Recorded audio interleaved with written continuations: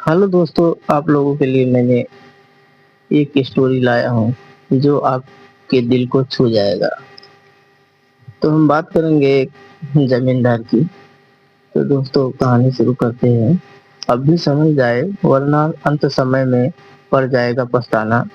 एक दिन जरूर मिलता है कर्मों का फल।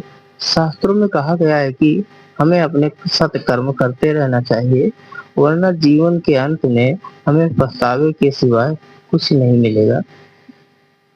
एक गांव था, वह ऐसी जगह बसा था जहां आने जाने के लिए मात्र एक साधन नाव थी, क्योंकि बीच में नदी पड़ती थी और कोई रास्ता भी नहीं था। एक बार उस गांव में महामारी फैल गई और बहुत सी मौतें हो गई। इसके बाद लगभग सभी लोग वहां से जा चुके थे।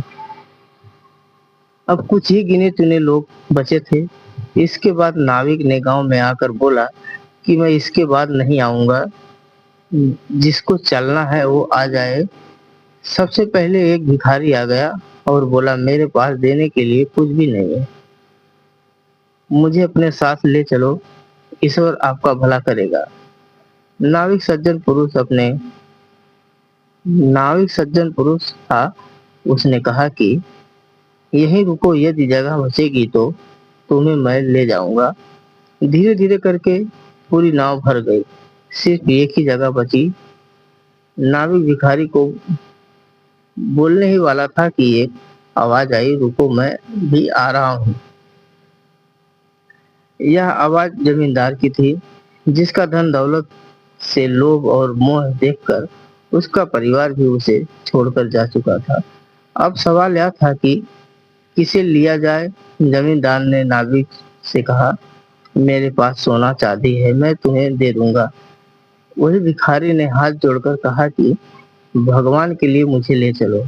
नाविक समझ नहीं पा रहा था कि क्या करूं, तो उसने फैसला नाव में बैठे सभी लोगों पर छोड़ दिया और वो सब आपस में चर्चा करने लगे। इधर जमींदार सबको अपने धन का प्रलोभन देता रहा और उसने उस भिखारी को बोला, ये सब कुछ तू ले ले, मैं तेरे हाथ पैर जोड़ता हूँ, मुझे जाने दे। तो भिखारी ने कहा, मुझे भी अपनी जान बहुत प्यारी है, अगर मेरी जिंदगी ही नहीं रहेगी तो मैं इस धन दौलत का क्या करूंगा। जीवन है तो जहान है।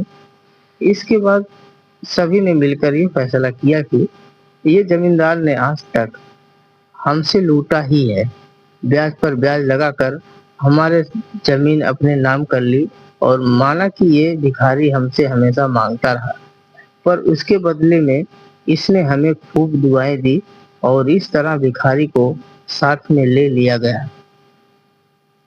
बस यही फैसला है।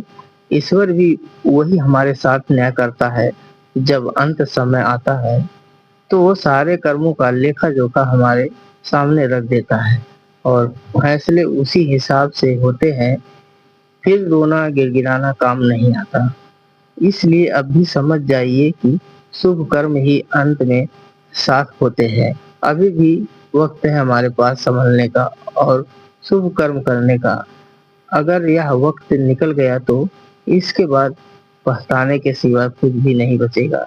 शायद इसलिए कहा गया है, अब पछताए हो क्या जब चिड़िया चुग गई खेत। तो दोस्तों हमारी स्टोरी आप लोगों को कैसी लगी, कृपया करके कमेंट में जरूर बताएं।